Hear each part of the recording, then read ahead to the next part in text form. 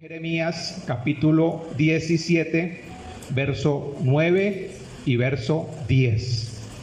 Dice la palabra del Señor: engañoso es el corazón más que todas las cosas. ¿Quién lo cree? Amén. Y perverso, ¿quién lo conocerá? Yo, Jehová, que escudriño la mente, que pruebo el corazón, para dar a cada uno según su camino, según el fruto de sus obras. Bueno, gloria al Señor. Continuamos con este ciclo de enseñanzas y hoy corresponde la segunda parte de Reordena tu mente. Pero además de los estados mentales existen las fortalezas mentales, y es en lo que nos vamos a enfocar el día de hoy. Pues están los estados mentales y también las fortalezas mentales, y nos haría falta un aspecto para tocar, que son los refugios mentales. Entonces, estados o condición mental, fortalezas mentales y refugios mentales. Dice la palabra en 2 Corintios 10, capítulo 3 al 5. Pues aunque andamos en la carne, ¿quiénes andan en la carne? Nosotros andamos en la carne. Amén. Después de que estemos en este estuche, de que nuestro espíritu esté en este estuche, estamos andando en la carne. Toque a la persona que está a su lado. ¿Qué siente ahí? Carne, ¿cierto? Eso es carne. Todos andamos en nuestra carne. Pero la palabra dice, aunque andamos en la carne, no militamos según la carne. ¿Por qué? Porque usted y yo somos seres espirituales, que tenemos un estuche, nuestro cuerpo, pero somos seres espirituales. Porque las armas de nuestra milicia no son carnales. ¿Cómo se combate espiritualmente? ¿En nuestra carne o en nuestro espíritu? En el espíritu. Amén. Sino poderosas en Dios para la destrucción de fortalezas. Amén. Destrucción de fortalezas. Entonces, en resumidas cuentas, ¿qué nos dice este versículo? Usted está en la carne, yo también estoy en la carne, pero mi lucha no es carnal. Mi lucha es ¿qué? Espiritual, porque somos creados por Dios, y Dios sopló en nosotros el aliento de vida y nos dio el espíritu. Entonces somos espirituales que combatimos en el espíritu. ¿Para qué? Para derribar toda fortaleza. Amén. ¿Qué es una fortaleza? Piensen ustedes qué es una fortaleza.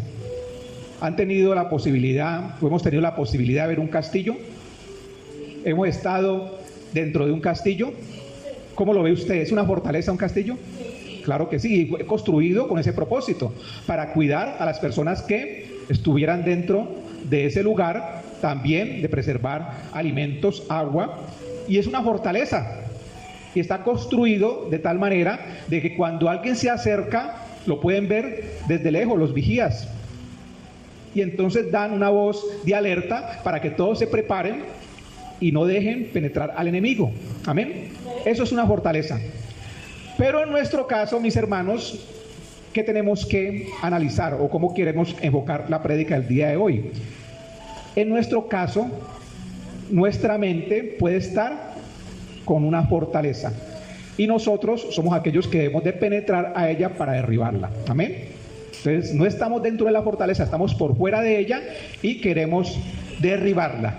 Y eso es lo que la palabra del Señor nos enseña en 2 Corintios capítulo 10. Entonces, una fortaleza es una estructura o un patrón mental que perdura en el tiempo y que nos cuesta trabajo, porque una fortaleza no es fácil de derrumbar, no es nada sencillo. Si uno ve la historia, se da cuenta de que en esas campañas de conquista duraban años para poder penetrar una fortaleza. No era fácil. Lo mismo es en nuestra vida. No es fácil derribar una fortaleza que durante mucho tiempo hemos tenido en nuestra mente. Amén. Entonces, una fortaleza es un pensamiento que se levanta en contra del conocimiento de Dios y que están basados por falsas enseñanzas, por la altivez, por razonamientos defensivos. Y estas fortalezas mentales, de las cuales vamos a hablar, pues pueden manifestarse de varias formas en la vida de un creyente. Veamos de qué manera, y aquí estemos muy concentrados, y quiero pedirle que, así como hicimos el ejercicio con los estados mentales, cada vez que analicemos una fortaleza, veamos si en este momento tenemos una fortaleza nosotros. Y si usted la identifica, tenemos que trabajar en esa fortaleza. Amén. ¿Para qué? Para derribarla. Gloria al Señor. Entonces veamos estas fortalezas mentales, ¿cuáles son? Proverbios 16:18 dice la palabra: antes del quebrantamiento es la soberbia, y antes de la caída la altivez de espíritu. Este versículo me gusta muchísimo y nos lleva a reflexionar y nos lleva a estar muy atentos a que el orgullo y la altivez no son de Dios. Amén. ¿Quién lo cree? Amén. El orgullo y la altivez no son de Dios. Es una naturaleza satánica. Y ya lo vimos. Los yo que destruyen, o los 5 yo que nos destruyen espiritualmente. Entre eso estaba el orgullo y la altivez. Entonces la primera fortaleza es la fortaleza del orgullo. Y ocurre cuando una persona se exalta a sí mismo. Es que yo soy muy bueno para hacer esto, yo soy muy bueno para aquello. Si en mi empresa me liquidan, difícilmente van a conseguir a alguien como yo. ¿No han escuchado? Eso es falso. Siempre va a haber personas mejores que ustedes y mejor que yo. Amén. Siempre. Y a veces creemos que nosotros somos indispensables y eso nos llena de orgullo. Y una persona orgullosa resiste la corrección y la enseñanza de Dios. ¿Por qué? Porque está bajo sus propios razonamientos y cree que ellos tienen la razón. ¿No le ha pasado? Yo creo que a todos nos ha pasado. Alguna vez hemos sido orgullosos y creemos tener la razón y nos sostenemos en un postulado y no damos pie a que nos critiquen o a que nos digan o nos lleven a entrar en razón y creer que estamos equivocados. Ese es el orgullo. Pero quiero hablar de personajes bíblicos para que nos quede más fácil recordar. Amén, porque con un ejemplo bíblico recordamos quién era orgulloso. Y hay un ejemplo, el rey Nabucodonosor. Este hombre era supremamente orgulloso, muy orgulloso. Tanto así que, si usted tiene la palabra de Dios, quiero que me acompañe a Daniel, capítulo 4, verso 30. Daniel, capítulo 4, verso 30. Vamos a parafrasear este versículo. Y este hombre llegó al nivel de decir: ¿no es esta la gran Babilonia que yo edifiqué? ¿Qué estaba diciendo él? ¿Quién la había edificado? Él. ¿Para qué? También para mostrar mi poder y para mostrar mi gloria. Era un hombre orgulloso, bastante orgulloso. Construyó un gran reino, pero ¿para qué? Para su gloria. Para su gloria. No vamos a entrar a estudiar en materia lo que le ocurrió, porque de eso no se trata. Queremos solamente identificar cuáles son esas fortalezas mentales. Pero este hombre terminó comiendo como un animal. Y solo hasta que levantó su mirada y vio a Dios fue restaurado. Cuando reconoció que Dios era el creador de todo y de que debía de ir a Él, a sus pies. Amén. Esa es la primera fortaleza mental, la fortaleza del orgullo. Ahora pregunto, ¿hemos sido orgullosos alguna vez? No les dé pena decirlo. Creo que todos hemos sido orgullosos alguna vez. Nos critican y ¿qué pasa? De inmediato estamos a la defensiva, porque no nos gusta que nos critiquen. Creería que a nadie le gusta. Pero si usted madura en el área espiritual, cuando alguien lo critica, usted eso lo va a entender como algo que le va a servir. Amén. Y vamos concatenando todo. Entonces, si no tengo una mente espiritual, ¿qué va a pasar cuando me critican? Voy a sentir orgullo, me voy a enojar, voy a dejar de hablarle a esa persona. Tantas cosas que pueden pasar. Amén. Entonces está la fortaleza del orgullo. Hebreos 13:12 advierte, dice la palabra lo siguiente: mirad, hermanos, que no haya en ninguno de vosotros corazón malo de incredulidad, para apartarse del Dios vivo. una fortaleza de incredulidad. Y también caemos en la incredulidad. No importa el tiempo que llevemos en el Evangelio, pero podemos tener fortalezas de incredulidad. Y hay una fortaleza de incredulidad cuando nosotros sabemos, cuando hemos visto el poder de Dios en nuestras vidas y así todo, no creemos de que Él puede ayudarnos. Amén. ¿Le ha pasado? Somos incrédulos en ciertos aspectos de nuestra vida. Y muchas personas hoy día rechazan la verdad de Dios y se aferran a sus dudas e ideas que contradicen la fe. Mis hermanos, la incredulidad puede llegar en cualquier momento a nuestras vidas. En cualquier momento podemos tener desconfianza, creer de que Dios no es capaz de ayudarnos. Si el problema es muy grande, se puede levantar también una fortaleza muy grande, porque no tenemos la capacidad de creer de que Dios nos va o tiene el control y nos puede ayudar. Y hay un ejemplo clásico de la fortaleza de incredulidad. Yo sé que usted recuerda también a este personaje, porque acompañó a Jesús durante mucho tiempo, a Tomás. Pregunto, ¿Tomás creía en Dios? Sí. ¿Acompañó a Jesús? Sí. ¿Y qué pasó entonces al final? Dudó, porque no vio con sus ojos. Dice la palabra que bienaventurado aquel que ha creído sin haber visto. Usted y yo somos bienaventurados. ¿Quién lo cree? Dile un fuerte aplauso al Rey de Reyes y Señor de Señores. Esa incredulidad en nuestra vida nos permite, nos lleva a que perdamos bendiciones de parte de Dios. Bienaventurado aquel que cree sin haber visto. Cualquier duda en cuanto a nuestra relación con Dios, de inmediato debemos derribar esa fortaleza. Decir, Señor, yo creo en ti. Esto es lo que ven mis ojos. Tal vez vea un problema muy difícil de solucionar, pero así todo sigo creyendo en ti, en tus promesas. Señor, haré lo que en mis fuerzas sea posible, pero encárgate tú de lo imposible. Esa debe ser nuestra actitud. Haga lo que usted tiene que hacer, pero déjele lo imposible a Dios. Y eso es tener fe.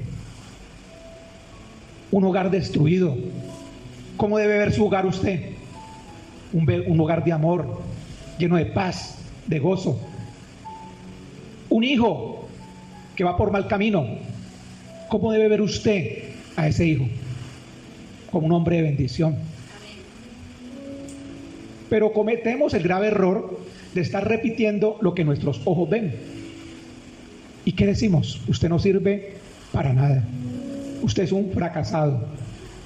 Usted me ofendió.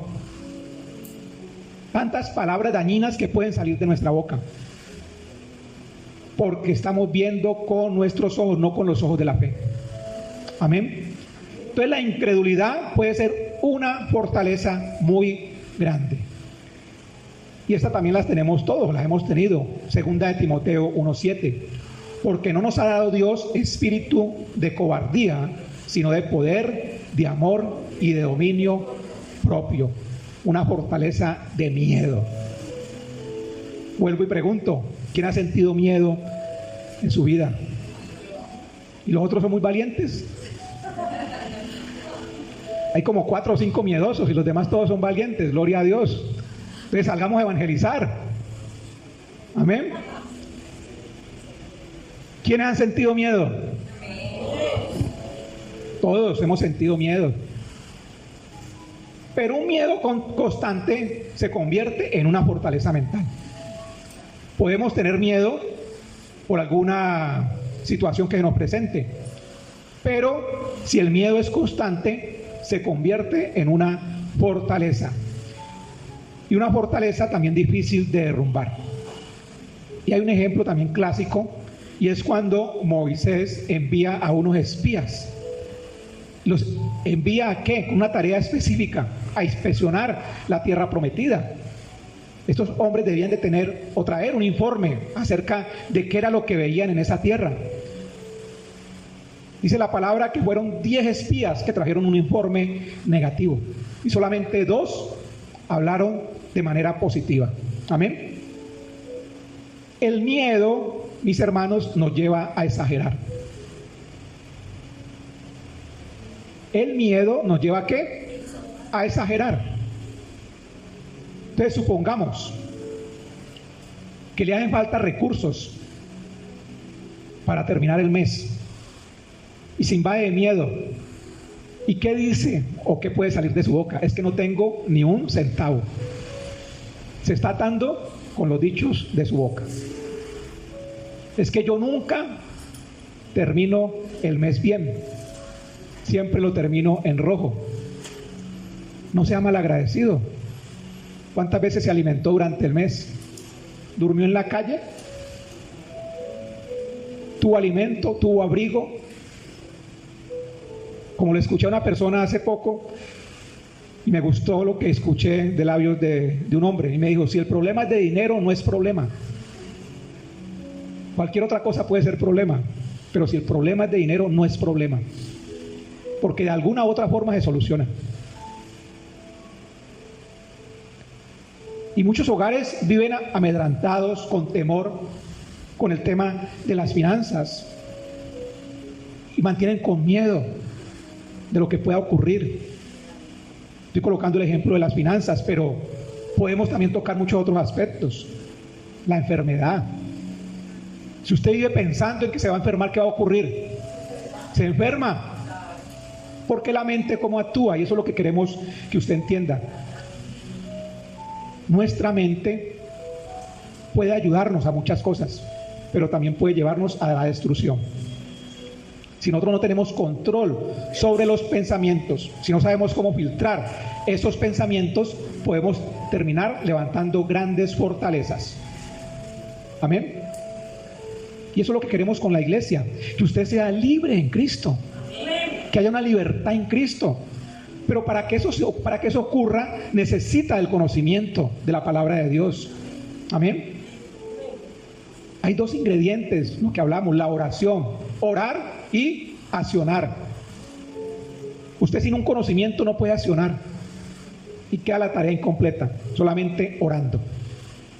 Que Dios en su misericordia lo va a escuchar, gloria a Dios por eso. Pero va a ser más fácil la tarea cuando usted sabe cómo debe accionar, cómo se debe mover. Hebreos 12:15. Mira bien, no sea que alguno deje de alcanzar la gracia de Dios, que brotando alguna raíz de amargura os estorbe y por ella muchos sean contaminados. Deberían de subrayar este versículo en la Biblia. Fortaleza de rencor y amargura. Una cosa es usted sentir tal vez dolor en su corazón y sentir molestia por algo que le hicieron. Amén. Y sentir que su corazón tal vez fue golpeado, dañado. Pero muy diferente es tener una raíz de amargura. Y hay mucha diferencia entre una cosa y la otra. Una raíz se convierte en una fortaleza de rencor y de amargura. ¿A quiénes han herido aquí en esta iglesia? A todos. Ahora pregunto, en este momento hay sanidad en su corazón frente a esa herida? Amén.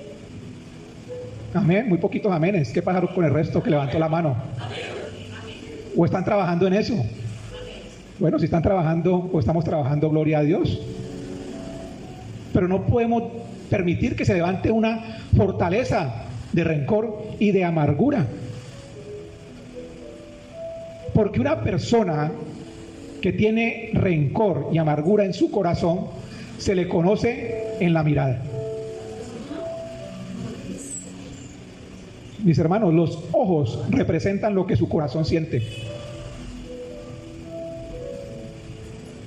Los ojos, la mirada, la forma en que observo, miro, muestra si mi corazón o en mi corazón hay rencor y hay amargura. Dios quiere hacerte libre. Dios quiere hacerte libre de toda amargura, de todo rencor. Y mire lo que el versículo nos enseña. Inicia de la siguiente manera, dice: mira bien, no sea que alguno deje de alcanzar la gracia de Dios. ¿Eso qué indica? Que si usted está amargado y con rencor, nunca va a alcanzar la gracia de Dios. Está viviendo engañado, está viviendo un evangelio de mentira, un evangelio que no es real, un evangelio de emociones, porque no entiende la gracia.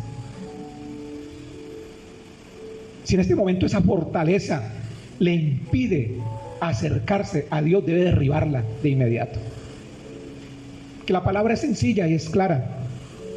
Dice: mira bien, no sea que alguno deje de alcanzar la gracia de Dios. Hubo un personaje bíblico que también tuvo raíz, o una raíz de rencor y amargura, y este fue Esaú. Y yo pienso en la vida de este hombre, de Esaú, y analizo lo que ocurrió rápidamente. ¿Qué hizo su hermano Jacob? ¿Qué hizo Jacob con Esaú? Alguien que me recuerde.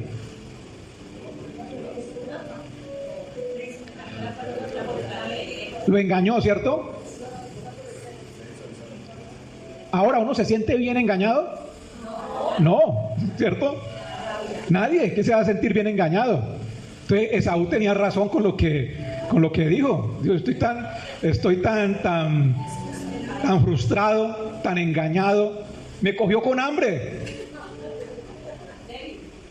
Los cogió con hambre y vendió la primogenitura por un plato de lentejas. Amén. Ah, listo, él accedió. Amén, ¿cierto? Pero al final, al cabo, ¿qué pensó Esaú? Que Jacob se había aprovechado. Y tenía razón, él se aprovechó. Jacob era vivo. Y no queremos con esto justificar las personas que digan: no, es que yo soy muy vivo. No se trata de eso. Porque él fue cambiado después, ¿cierto? Engañador, era engañador Jacob, pero después se convirtió, Dios le cambió el nombre por Israel. Entonces, mis hermanos, llegó tanto su rencor, su odio y su amargura, que en Génesis 27:41 dice lo siguiente: y aborreció Esaú a Jacob por la bendición con que su padre le había bendecido, y dijo en su corazón, mire lo que dijo Esaú: llegarán los días del luto de mi padre y yo mataré a mi hermano Jacob. ¿Hasta dónde llegó el rencor? El odio, la amargura. O sea, su corazón se llenó de tanta amargura, de tanto odio, que dijo, expresó que iba a matar ¿a quién? A su propio hermano. Amén. Hay pastores que hasta allá yo no llego. Pero le quiero decir que sí llega. Cuando se expresa, es que esa persona, es que este o aquella, expresándonos de esa manera, estamos tal vez asesinando a nuestro hermano. Que la palabra también, aquí dimos una prédica acerca de eso: si os mordéis y os coméis unos a otros. Y es a través de nuestras palabras cómo ofendemos, cómo maltratamos. No permita una fortaleza de rencor y amargura, porque no va a obtener la gracia de Dios. La palabra es clara, es sencilla. Ya de cada uno depende, mis hermanos, si la toma o la deja. Pero la palabra nos sirve para eso, para ser transformados. Para lo que usted escuche aquí en la iglesia, no sea para que lo lleve a su casa y cuando llegue se le olvide. Es para que a medida que escuche empiece a mirarse a sí mismo. Muchos empiezan a mirar al hermano y a codearlo. Mírelo, mire que es para usted. No. Mírese usted mismo. Estoy fallando en esto, debo corregirlo. Debo corregir. Santiago 1, 14 y 15. Esta fortaleza es una fortaleza también muy delicada. Dice la palabra: sino que cada uno es tentado cuando de su propia concupiscencia es atraído y seducido. ¿Qué es concupiscencia? La palabra concupiscencia traduce deseo de pecar. Amén. Entonces, una persona que sienta el deseo de pecar se ve atraído y seducido ¿a qué? A las cosas de la carne. Un ejemplo: cualquier vicio. Y sigue la palabra. Entonces la concupiscencia o el deseo de pecar, después que ha concebido, da a luz. Una mujer cuando está embarazada da a luz. ¿Y qué nace de ese embarazo? Un bebé, ¿cierto? Un hijo. Pero de la concupiscencia, ¿qué nace? El pecado. O sea, ¿dónde nace el pecado? En la mente. Usted le llega ese pensamiento a su mente.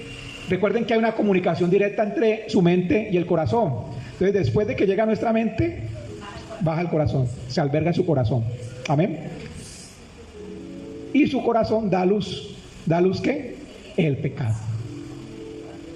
Yo me impresiono la palabra como es de sencilla, sino que nos la complicamos tanto.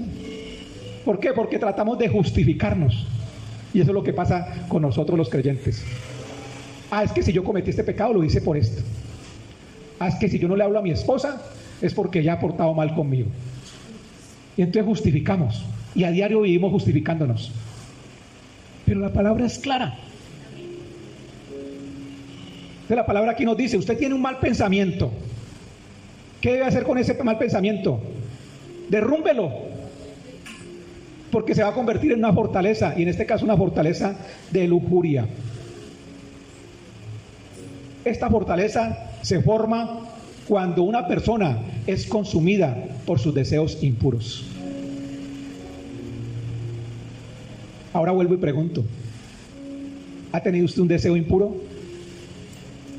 No les dé pena. A mí me ha pasado por la mente deseos impuros. Pero ¿qué pasa, mi hermano? Una cosa es usted alimentar ese deseo. Debe derribarlo de inmediato. Porque a veces nos creemos también muy santos, ¿no? Ay, no, pastor. ¿Cómo le ocurre? Si mi mente es espiritual. Si usted viera, me gustaría tener una cámara en su casa. Podríamos hacer ¿cómo se llaman esos programas? Un reality show de la Comunidad Gracia y Verdad. Tendríamos un rating poderoso. Ay, es que es el hermanito que va con una mente espiritual. Y véalo cómo habla de duro. Véalo cómo grita. Mire lo que está haciendo. Mire lo que hace escondidas cuando no hay nadie en la casa. Mis hermanos, hay una gran diferencia si llega un pensamiento impuro a nuestra vida y si le damos cabida a ese pensamiento en nuestro corazón. Que cuando llega a nuestro corazón creemos que lo podemos hacer. Amén. Pero Dios es misericordioso y allá es donde queremos llegar. Aquí no estamos para juzgar a nadie, ni para maltratarlo con la palabra. Dice la palabra que abogado tenemos para con el Padre. Es que caí. No me voy a sentir tal vez muy bien con lo que hice. Estoy avergonzado. Pero, ¿qué hago de inmediato? Voy a los pies del Señor. Señor, este pensamiento llegó a mi mente. Te lo quiero entregar. No quiero que se convierta en una fortaleza. Perdóname. No quiero caer. Quiero llevar este pensamiento cautivo a la obediencia. De eso se trata, mis hermanos, la vida cristiana. Porque somos seres imperfectos. No espere la perfección en nadie, que ese es otro grave error. Que queremos que nuestros hijos sean perfectos. Que nuestra esposa o nuestro esposo sea perfecto. Queremos que sea como yo lo concibo. No, toda mente es diferente. Toda persona se relaciona diferente con Dios. Amén. Y eso es lo hermoso del Evangelio, la gracia de Dios sobre nuestras vidas. No importa qué fortaleza en este momento nos impida acercarnos a Él, toda fortaleza puede ser derrumbada. Amén. ¿Quién lo cree? ¿Quién cree que toda fortaleza puede ser derrumbada? Dele un fuerte aplauso al Rey de Reyes y Señor de Señores.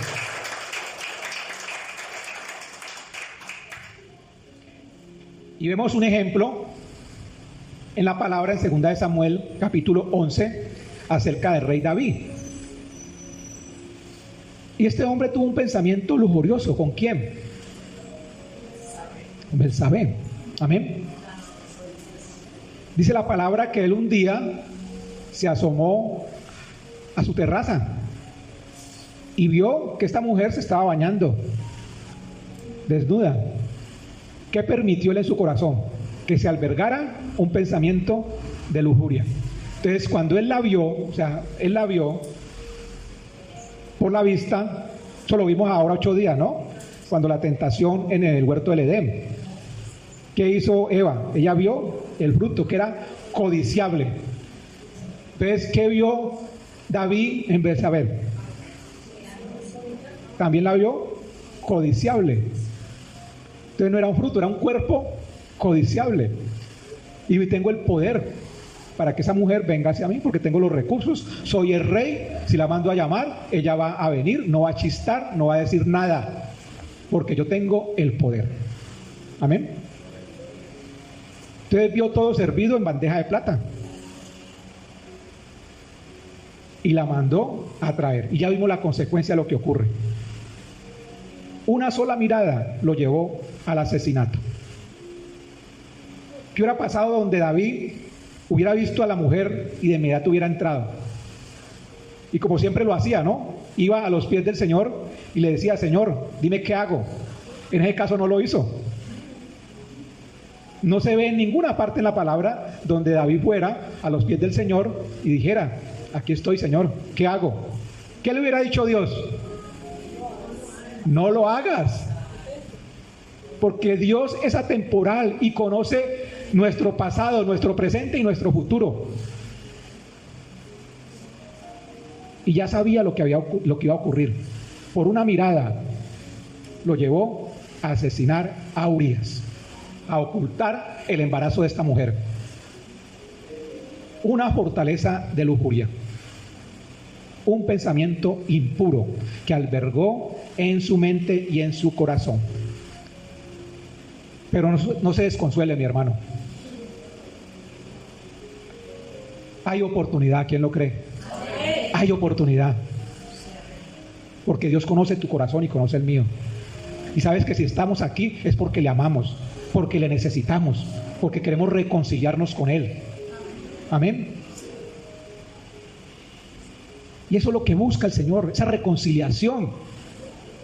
Y Él quiere que nosotros procedamos a reconciliarnos, a que busquemos su gracia. Pero está al otro lado, y es el enemigo. ¿Qué te dice el enemigo? ¿Qué te dice el enemigo? Primero te lleva a cometer el acto impuro. Y después, ¿qué te dice? Te acusa. Dice: ¿cómo se le ocurre usted tan pecador ir a la iglesia? ¿No le da pena? Eso hace el enemigo. ¿Cómo se le ocurre con lo que usted hizo? Se va a presentar a la casa de Dios. Mis hermanos, entre más pecador, más necesitamos de la gracia de Dios. Entre más pecadores que somos, necesitamos estar más pegados de Dios. No deje albergar esas emociones, esos deseos impuros. De inmediato cortemos con esos pensamientos. Es la única forma, no hay otra. Porque muchas personas vienen y dicen: pastor, ¿qué hago? No hay otra opción. Derribe esa fortaleza, derrúmbela. Primera Timoteo 6:10 y el anterior y este van muy ligados, son dos fortalezas muy ligadas. dice la palabra, porque raíz de todos los males es el amor al dinero, el cual codiciando algunos se extraviaron de la fe y fueron traspasados de muchos dolores. La fortaleza del materialismo es cuando nuestros ojos están puestos en las cosas materiales. ¿Es malo tener una buena casa? No. ¿Es malo vestir bien? Tampoco. ¿Es malo viajar? De ninguna manera. Pero si sus ojos ven solamente eso, se convierte en una persona materialista. Amén. Y le da mucha importancia al dinero. El amor al dinero. El amor al dinero. Las personas que tienen esa fortaleza de materialismo valoran más las riquezas materiales que las espirituales. Amén. Entonces le importa más lo material que lo espiritual. Eso es lo que la palabra del Señor nos está enseñando. Y vayamos a otro ejemplo bíblico, el joven rico. ¿Qué hizo este joven cuando se acercó a Jesús? ¿Cuál era el interés de este joven rico? Él quería encontrar el reino de los cielos. Y le hace una pregunta al Señor Jesús. Y le dice que qué debía hacer para alcanzar ese reino. ¿Y cuál es la respuesta de Jesús? Que lo vendiera todo. ¿Saben por qué respondió el Señor Jesús de esa manera? Para dar una enseñanza a todos los que le acompañaban.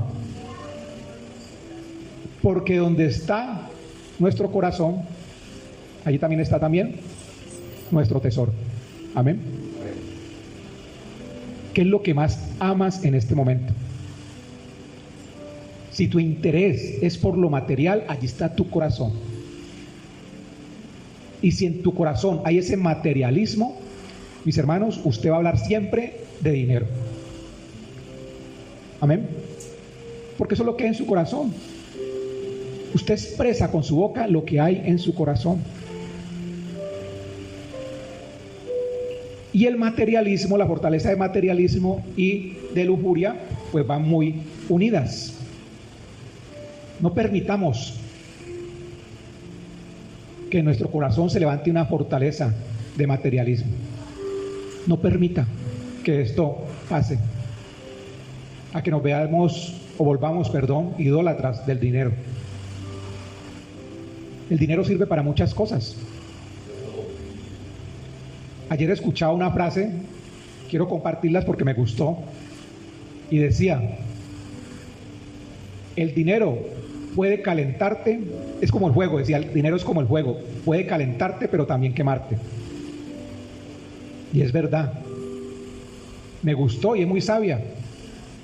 Relaciona el dinero con el fuego, y mientras usted está caliente, está bien, pero cuando se quema, sufre dolor. Entonces así es el dinero, es necesario, sí, para calentarnos, pero cuando los deseos de su corazón lo llevan a tener siempre su mente pensando en dinero, pues la misma palabra aquí lo dice: algunos codiciando se extraviaron de la fe. Entonces aquel que piensa mucho en el dinero termina extraviándose ¿de qué? De la fe. Y extraviarme de la fe me lleva también a ser traspasado por muchos dolores. Es decir, el dinero, si no es bien manejado, puede causarnos mucho dolor. Amén. ¿Y por qué va asociado con el de la lujuria? Porque el rey David tenía el dinero, tenía el poder, se aprovechó de eso que Dios le había entregado, no para su satisfacción personal. ¿Eso era para qué? Para colocarlo al servicio de la obra, del reino. Pero él lo aprovechó para la concupiscencia, para su deseo de pecar. Él hubiera estado tranquilo, hubiera estado caliente con el dinero. Pero el pensar mucho en él también lo llevó a extraviarse, y ya vemos el dolor que causó a muchas personas con su acto de adulterio. Dice la palabra, Primera de Reyes 19:10: él respondió he sentido un vivo celo por Jehová Dios. Estamos hablando de Elías. Porque los hijos de Israel han dejado tu pacto, han derribado tus altares y han matado a espada a tus profetas, y solo yo he quedado, y me buscan para quitarme la vida. Estamos hablando de Elías, un profeta que pasó por un episodio muy duro en su vida, donde era perseguido por una mujer. ¿A quiénes lo ha perseguido una mujer? Ningún hombre levantó la mano. Gloria a Dios, tiene una mente espiritual. No, estoy muy contento con esta iglesia. A ninguno lo ha perseguido, gloria a Dios. Entonces, ¿qué pasó? No, aquí no pasa eso, en otras iglesias de pronto. Pero Elías, mis hermanos, como les comentaba, vivió un episodio muy duro en su vida. Y Jezabel, que era la reina, empezó a buscarlo. ¿Para qué? Para matarlo. Ya quería exterminar a Elías. Y este hombre empezó a esconderse de un lugar a otro, evitando que lo mataran. Cualquiera haría lo mismo, amén. No lo estamos juzgando. Yo también correría por mi vida, huyendo. Pero lo importante, lo que queremos enfocarnos, mire que sintió miedo. Es decir, había una fortaleza de miedo en este hombre. Pero también esa fortaleza de miedo se convirtió en una fortaleza de autocompasión. Porque él dice, y han matado a todos tus profetas. Aquellos que han leído este libro se van a dar cuenta que no habían matado a todos los profetas. ¿Cuántos habían escondidos? ¿Ciento qué? Bueno, mi hermana dice que 150, imagínense. El miedo lo llevó a ¿qué? A exagerar y a tener autocompasión, a decir, he quedado solo, no hay nadie conmigo y me buscan para quitarme la vida. Una fortaleza de autocompasión. No vayamos a caer en la autocompasión. Esto es dañino para nosotros mismos, es muy dañino. Él se sintió solo, se sintió olvidado, pero no tenía algo presente, era que Dios estaba con él. ¿Quién lo alimentó durante el tiempo de exilio? Dios. Dios le llevó comida. Y si Dios le llevó comida para alimentarlo, ¿podía también sacarlo del problema en el que estaba? También podía hacerlo. Le faltó fe. Esta fortaleza de autocompasión se levanta cuando una persona se enfoca en el sufrimiento o en su problema. Amén. Entonces podemos caer también en ese estado, en esa fortaleza. Estar en todo momento sintiendo que estoy solo, que no tengo ayuda, que me han olvidado, que yo soy solamente el único que sufro. Amén. Podemos darnos cuenta si hay una fortaleza mental cuando siempre estamos a la defensiva. Cuando se responde con un ataque. Si alguien nos dice algo y respondemos ¿cómo? Atacando. Cuando estas personas ignoran la luz y continúan obstinados. Es decir, yo creo que es así y eso no me va a cambiar a mí, o no me va a dejar, mi opinión no va a cambiar, porque estoy completamente seguro que así es. Son obstinados, se excusan astutamente. Es una fortaleza mental. Y aquellos que evaden el problema y lo enfocan hacia los demás. Evaden el problema y lo enfocan hacia los demás. La palabra es hermosa, mis hermanos. Ahora 8 días hablamos acerca de Adán y Eva. Y podemos ver cómo en esta primer pareja de la humanidad se levantó una gran fortaleza. Porque ellos estuvieron a la defensiva, respondieron con un ataque, se mantuvieron obstinados, se excusaron, evadieron el problema. ¿Qué dijo Adán cuando fue llamado por Dios a rendir cuentas? La mujer que me diste. ¿Cierto? Él no dijo, yo soy irresponsable. Él dijo, la mujer que me diste fue la que me llevó a hacer esto. Pero mis hermanos, desde allí, desde ese mismo momento, nace el pecado. Y eso se transmite de generación en generación. Y es por eso que hoy nosotros vivimos en este cuerpo de maldad. Y debemos de permanecer en él, ¿hasta qué? Hasta que Dios nos llame a su presencia. Es la única forma de ser liberados de este cuerpo. Vamos a permanecer en la carne. Y ocurrió algo con los hijos de esta primer pareja. Vayamos a la palabra de Dios en Génesis 4:9. Dice la palabra: y Jehová dijo a Caín, ¿qué acababa de hacer Caín? Acababa de asesinar o de matar a su hermano.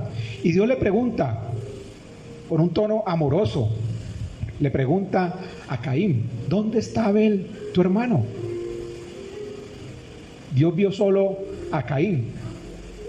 Dios se daba cuenta que ya había muerto Abel, pero él le pregunta, ¿dónde está Abel, tu hermano? Y él respondió, mire la forma en que responde Caín: ¿soy yo acaso guarda de mi hermano? Eso es ser muy atrevido, ¿cierto? Responderle a Dios de esa manera, ser grosero. ¿Soy yo acaso guarda de mi hermano?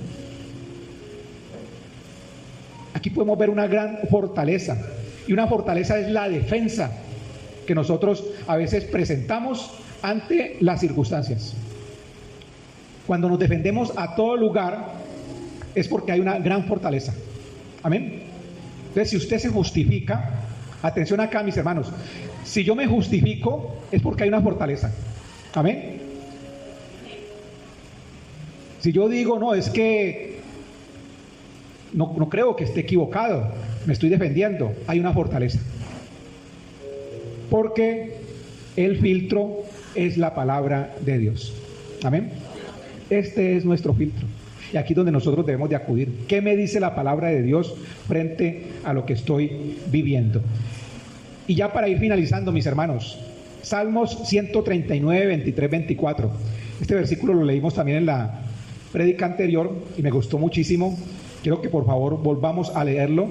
Dice lo siguiente. Aquí habla de 3 verbos que vamos a tener que empezar a practicar. Dice lo siguiente, el primero: examíname, oh Dios, y conoce mi corazón. Salmos capítulo 139, verso 23 y 24. Entonces dice, examíname, oh Dios, y conoce ¿qué? Mi corazón. Esa debe ser nuestra oración. Señor, examíname mi corazón. Mira qué pensamientos han entrado a mi mente y han sido o han pasado a mi corazón sin filtro. Examínalo. Pero va más allá, el salmista dice, pruébame y conoce mis pensamientos. Pruébame y conoce mis pensamientos y ve si hay en mí camino de perversidad y guíame en el camino eterno. Examíname, pruébame y guíame. Esa debe ser nuestra oración a diario. Señor, examíname, pruébame, pesa mi corazón y guíame. Yo no puedo hacerlo solo. Señor, sin tu guía no puedo avanzar, porque es que soy un ser espiritual.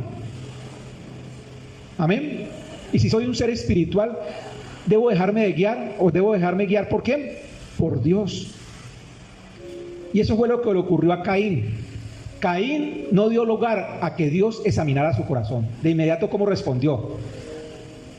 De manera grosera. Tampoco dejó que su corazón fuera probado, y menos dejarse guiar. Y uno ve a Caín como una persona.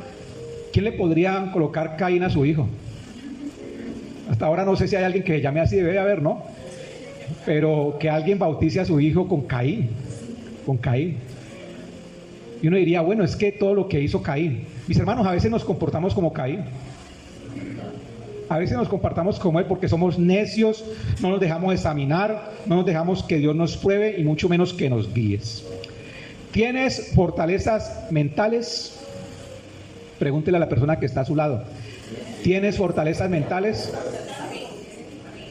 Ahora pregúntele, ¿quieres que esas fortalezas se derriben? ¿Sí? ¿Quieres que esas fortalezas se derriben? Es posible, mis hermanos. Es posible.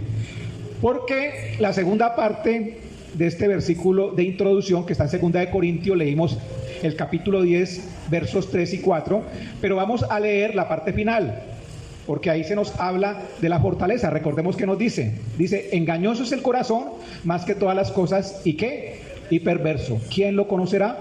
Yo, Jehová, que escudriño la mente, o sea, el Señor escudriña nuestra mente, y que pruebo el corazón, para dar a cada uno según su camino, según el fruto de sus obras. Y continúa en el verso 5 lo siguiente, aquí donde ya finalizamos, dice, derribando argumentos y toda altivez que se levanta en contra del conocimiento de Dios, y llevando cautivo todo pensamiento a la obediencia de Cristo. Aquí está la clave. ¿Cómo se derriba una fortaleza mental? Todo pensamiento debe llevarse cautivo a la obediencia de Cristo. Amén. Todo pensamiento. Entonces, si usted le llega a su mente un pensamiento que usted diga, bueno, tengo dudas porque la palabra de Dios no es tan clara con lo que dice. Les voy a dar un tip para que no se les olvide nunca. Pregúntese lo siguiente: ¿haría nuestro Señor Jesucristo esto? Amén. Entonces, si usted se pregunta, ¿el Señor Jesús haría esto? Si dice no, usted tampoco lo haga. Amén. Porque eso se trata de llevar todo pensamiento cautivo a la obediencia de Cristo. Amén. Un ejemplo clarito. Se vio tentado a mentir. Se vio tentado a mentir.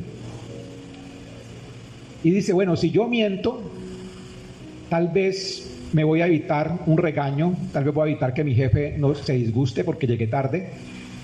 Pero ¿qué harías tú, Señor? ¿Mentirías o dirías la verdad?